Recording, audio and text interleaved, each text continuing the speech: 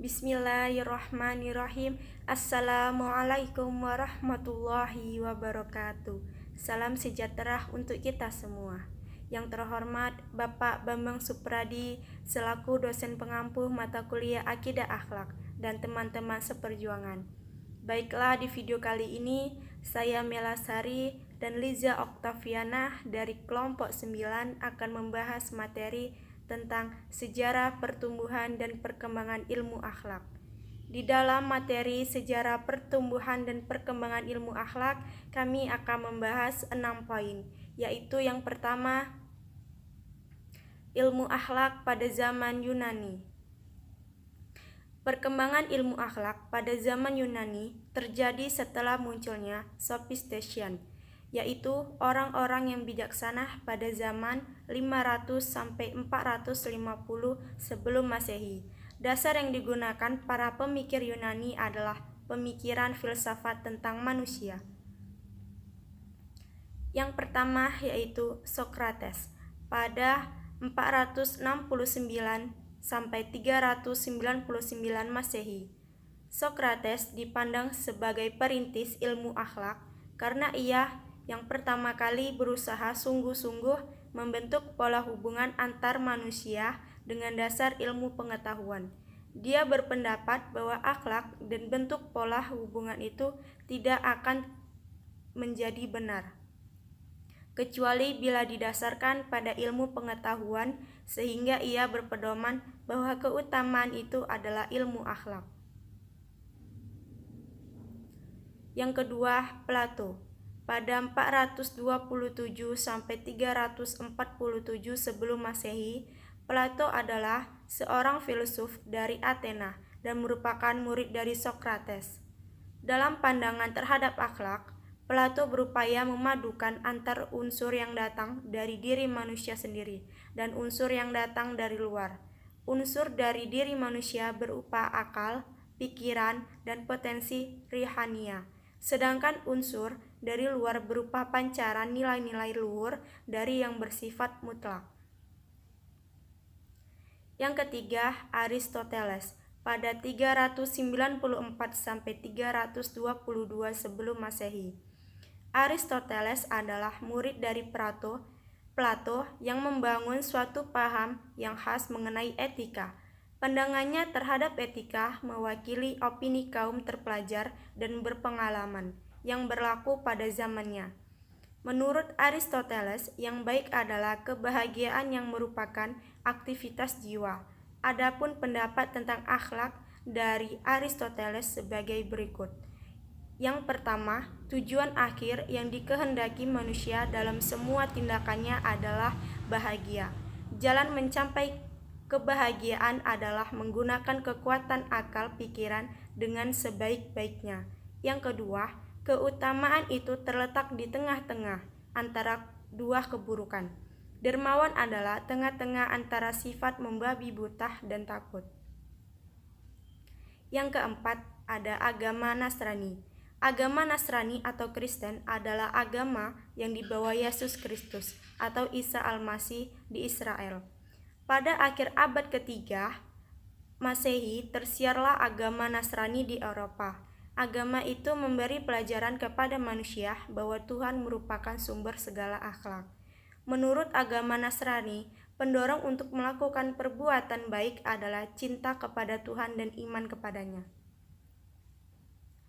Ilmu akhlak pada abad pertengahan.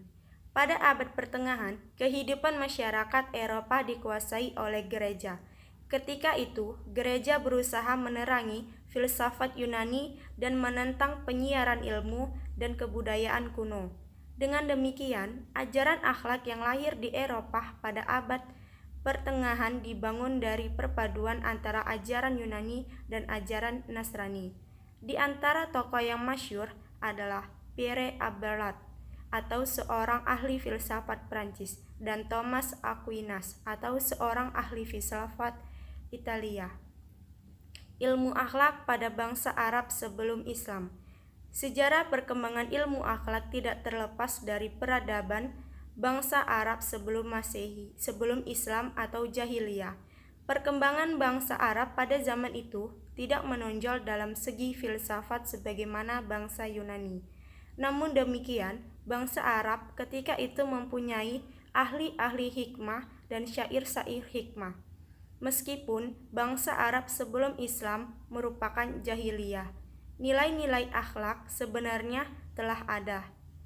Walaupun hanya sebatas pada nasihat-nasihat kebajikan yang terungkap melalui syair-syair. Pengertian jahiliyah sendiri sebenarnya bukan berarti bangsa Arab itu bodoh dalam pemikiran atau akal. Nabi Muhammad diutus di Arab sebagai nabi yang memperbaiki akhlak yang bobrok menjadi akhlak yang mulia. Kajian akhlak di kalangan kaum muslim. Islam mengajarkan dua arah hubungan, yaitu hablum minallah sebagai hubungan vertikal antara hamba dengan Tuhannya, dan hablun min anas sebagai hubungan horizontal antara hamba dengan hamba yang lainnya. Adapun beberapa keburukan yang harus dihindari manusia, misalnya perbuatan keji dan mungkar, permusuhan dan perbuatan kerusakan di muka bumi. Firman Allah, A'udzu billahi minasyaitonir rajim. Bismillahirrahmanirrahim. Innallaha ya'muru bil adli wal ihsani wa ita'i dzil qurba wa yanha 'anil fahsya'i wan munkari wal baghi ya'izukum la'allakum tazakkarun. Shadaqallahul azim. Artinya, sesungguhnya Allah menyuruh kamu berlaku adil dan berbuat kebajikan, memberi bantuan kepada kerabat, dan Dia melarang atau melakukan perbuatan keji, kemungkaran dan permusuhan. Dia memberi pengajaran kepadamu agar kamu dapat mengambil pelajaran. Quran Surah An-Nahl ayat 90. Dalam agama Islam, Nabi Muhammad adalah guru terbesar dalam bidang akhlak. Bahkan misi utama diutusnya Nabi ke muka bumi ini tidak lain adalah untuk menyempurnakan akhlak. Dalam hal ini, para ahli berbeda pendapat mengenai siapa tokoh yang pertama kali menggagas ilmu akhlak dalam kajian Islam. Berikut ini akan dikemukakan beberapa teori. 1. Tokoh yang pertama kali menggagas ilmu akhlak adalah Ali bin Thalib. Ihwal ini berdasarkan sebuah risalah yang ditulis untuk putranya Al-Hasan setelah kepulangan dari Perang Siffin. Yang kedua, tokoh Islam yang pertama kali menulis ilmu akhlak adalah Ismail bin Mahram, Abu Anas As-Saukani, ulama abad kedua Hijriah. As-Saukina menulis kitab Al-Mu'min wa Al-Fajri, yaitu kitab akhlak yang pertama kali dikenal Islam. Pada abad ketiga Hijriah, Za'far bin Ahmad Al-Qumi menulis kitab Al-Mani'at min Dukhul Al-Jannah. Pada abad keempat Hijriah, Ali bin Ahmad Al-Kufi menulis kitab Al-Adab dan Makarin Al-Akhlaq. Pada abad kelima Hijriah, Ibnu Maskawayh menulis kitab Tahziz Al-Akhlaq wa Tahtir Al-Akhrah wa Al-Furs, kitab yang sebagian materinya berasal dari konsep-konsep akhlak dari Plato dan Aristoteles. Pada abad ke-6 Hijriah, Waram bin Abi Al-Fawaris menulis kitab Tahbi Al-Katir wa Nuzah An-Nazir. Kitab ini juga membahas mengenai akhlak-akhlak mulia dalam Islam.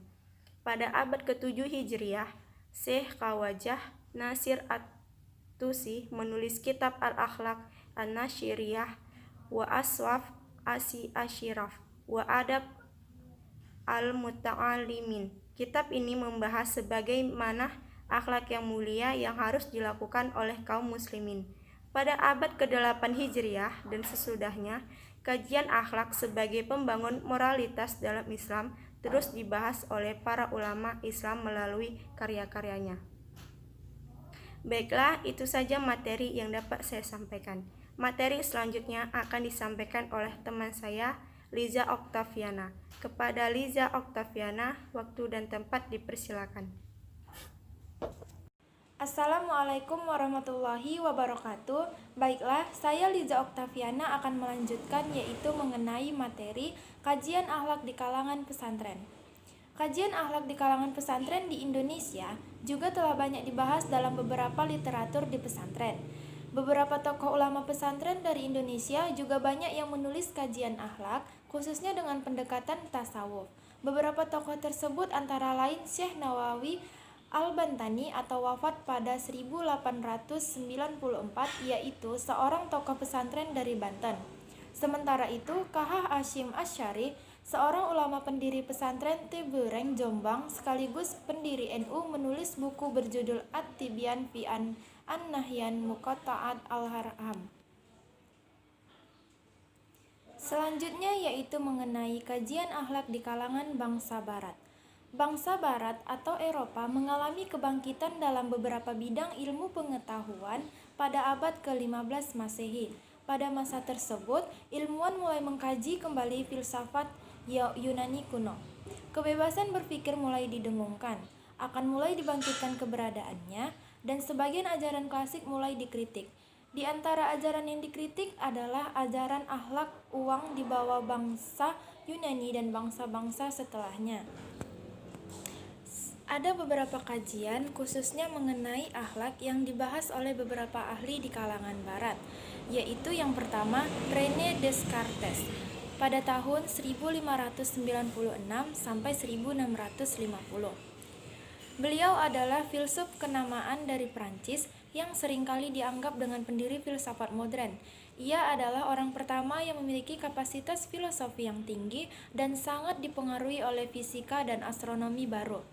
Descartes memiliki pemikiran yang khas. Beberapa pemikirannya tersebut antara lain, yang pertama, tidak menerima sesuatu yang belum diperiksa akal dan sebelum dipastikan secara nyata.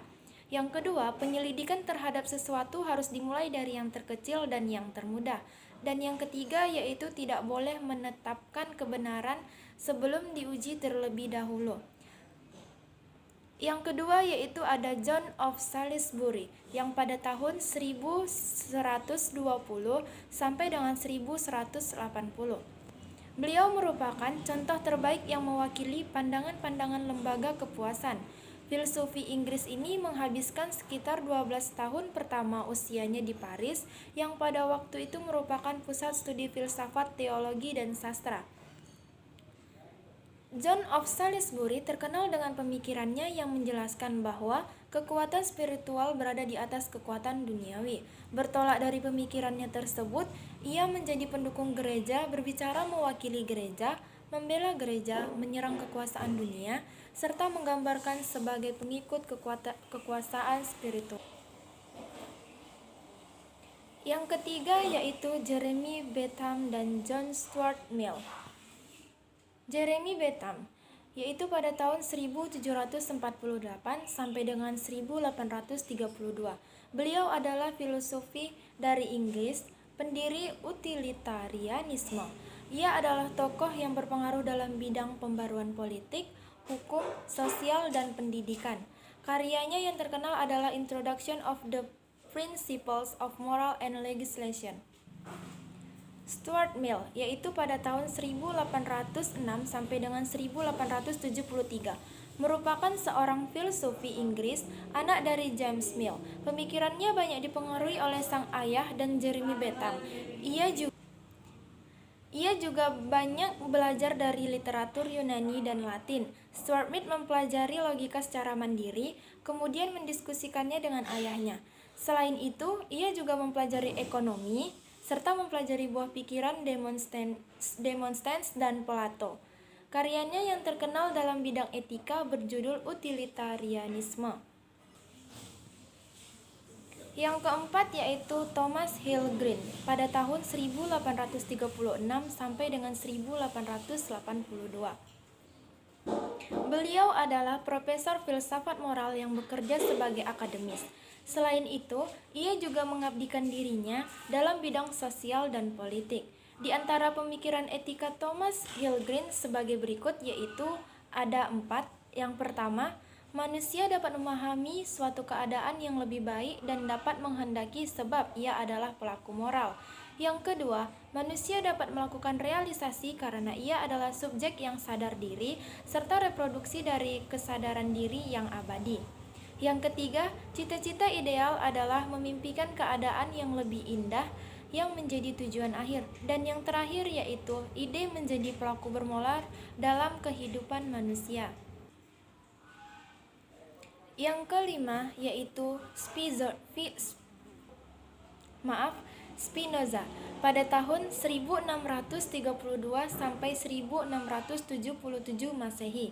Beliau adalah ilmuwan dari barat yang mempunyai pengaruh besar dalam bidang etika.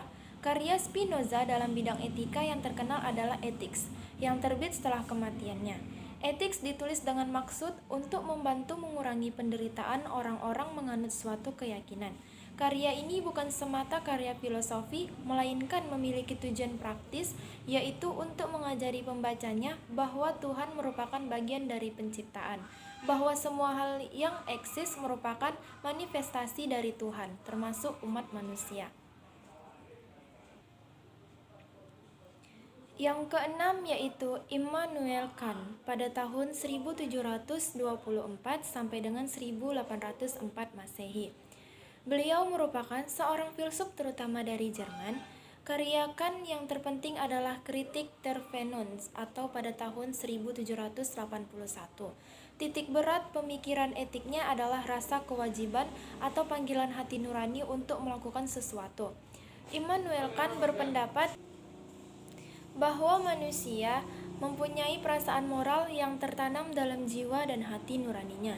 Dengan perasaan moral itu, orang-orang merasa bahwa ia mempunyai kewajiban untuk menjauhi perbuatan-perbuatan buruk dan melaksanakan perbuatan-perbuatan yang baik.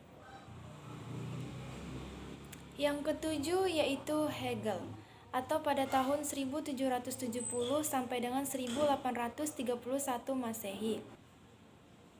Beliau merupakan filsuf Jerman yang sering mengkritik pemikiran Kant. Meskipun demikian, sistem filsafatnya tidak akan pernah muncul jika tidak ada Kant. Pada abad ke-19, para filsuf akademik terkemukakan, baik di Amerika maupun Inggris, sangat bercorak Hegelian.